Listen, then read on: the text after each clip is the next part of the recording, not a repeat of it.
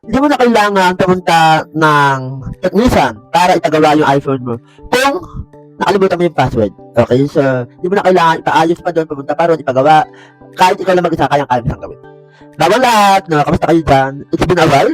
So, 2 months akong, almost 2 months akong nawala sa vlogging, sa pagko-content, kasi sobrang na-busy talaga ako sa cluster meet palaro namin. Okay, so, ako yung nagturo ng mga dance steps sa folk dance, sa mga teachers, sa field demo, tapos nagko-coach din ako ng badminton. So, sobrang busy talaga ng cluster meet. Tapos after that, gawaan naman ng grades, computation naman ng mga grades para sa mga bata, gawaan ng exam.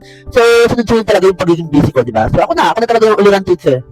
Pero yun, nawala ako sa pagko-content, pero buti na lang, meron akong buffer. Okay, nakapag-schedule po ako, lalo na dito sa affiliate marketing ko, no, sa pag-affiliate. Meron akong na-schedule na good for first week, hanggang first week ng September. So, from September 5 onwards, wala na akong upload, no? So, ito na lang yung parang warm up ko ulit para makapag-upload na ako ng dire-diretso.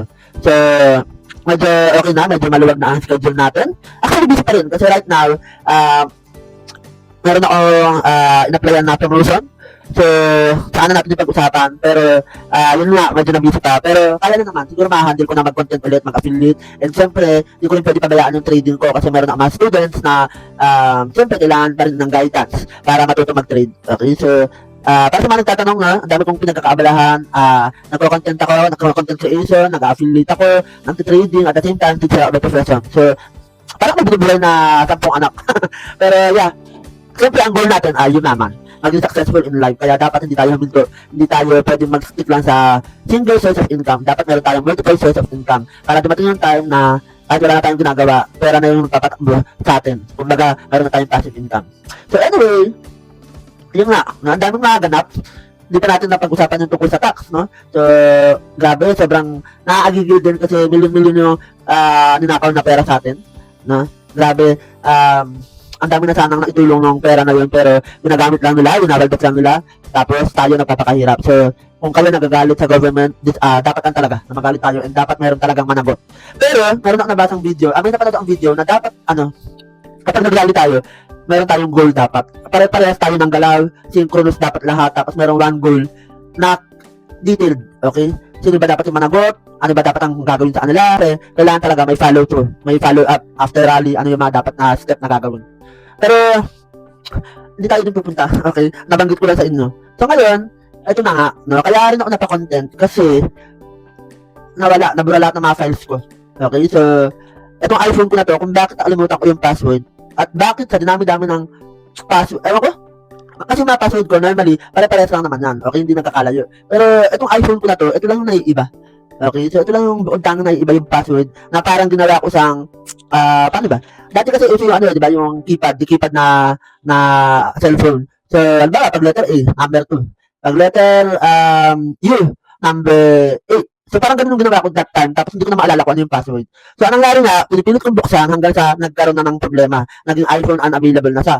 Okay, so, yun, ituturo ko na yung step para hindi na kayo pumunta sa mall, magpagawa sa mga technician, kahit kayo lang mag-isa, kaya nyo na. So, kailangan nyo lang, kabisado nyo pa rin yung Apple ID nyo at yung password, huwag nyo kakalimutan.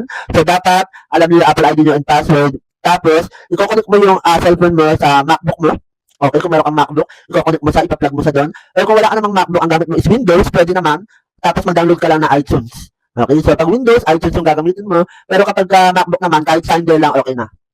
Tapos, pag na-upload na yun, automatic mag-a-appear yun na connected something. Tapos may lalabas doon na there's a problem on your iPhone. Would you like to update or restore? So, meron kang two choices. Mag-update or mag-restore. Kapag update ang ginawa mo, definitely, yung cellphone mo ma-update. Okay? So, kung ano yung pinaka-latest na iOS, yun yung gagawin na, i-update na. Tapos, ano pa rin yun? Mangingi pa rin siya ng password. Kahit update mo na siya, it doesn't mean na nawala yung password. Mangingi pa rin siya. So, kung hindi mo na talaga nakabisado katulad ko, sa sobrang purpose ko, sa sobrang pagkasunga ko talaga na nakalimutan ko yung password, i-restore mo na siya. Okay? So, pag na-restore mo siya, automatic yan, madidelete lahat ng mga files as in lahat, walang matitira, unless nakasync, okay, nakasync or meron kang backup sa iCloud. Okay? So ako naman, meron akong iCloud. Yun nga lang, the problem is, puno na yung iCloud ko. Puno na yung memory sa iCloud ko. Kasi hindi naman ako nabili ng iCloud. Okay? Hindi ako nag-upgrade ng memory sa iCloud. So, ang nangyari, yung mga dati kong pictures, yung mga travel photos ko, nakuha ko pa. Okay? Pero yung mga latest na pictures and videos, hindi ko na nakuha. Doon pa naman ako maraming mga videos, doon pa naman ako maraming mga kailangang i-edit, maraming taong di na-upload, maraming taong mga ilalabas sana na hindi ko na nagawa, na hindi ko na ma-upload dahil nga nabura na. Diba? Sobrang katanahan talaga ng taong to. Pero yun nga, so ganun lang sa kadali, ipa-plug mo lang siya sa laptop mo or sa MacBook. Kaya naman, pwede ka pumunta, gamit ang ibang device mo, pwede ka naman pumunta sa apple.com, tapos doon mo siya i-set up. Okay, so meron nakalagay doon na pag nag-login ka, punta ka lang sa device, okay, tapos piliin mo yung device na nakalimutan mo ng password, for example, iPhone. Tapos, lalabas din doon kung ano gusto mong gawin sa kanya. Kung i-remove mo ba siya as device, ibig sabihin, tatanggalin mo na sa account mo, or i-update mo yung account mo, o yung iPhone, or i-restore mo siya. So, ganun pa rin. Pag sinabi restore, deleted lahat ng files, okay, unless meron kang backup sa iCloud.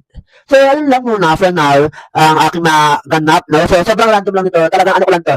Run up ko lang to para mapag-start ulit ako ng content at pag-vlog. Okay, so, ngayon naman, ang inisip ko naman ngayon, ano yung mga products na pwede kong bilhin, pwede kong i-free sample i-request para makapag-promote ulit ng mga bagong products. Okay, para sa affiliate marketing ko dito sa TikTok.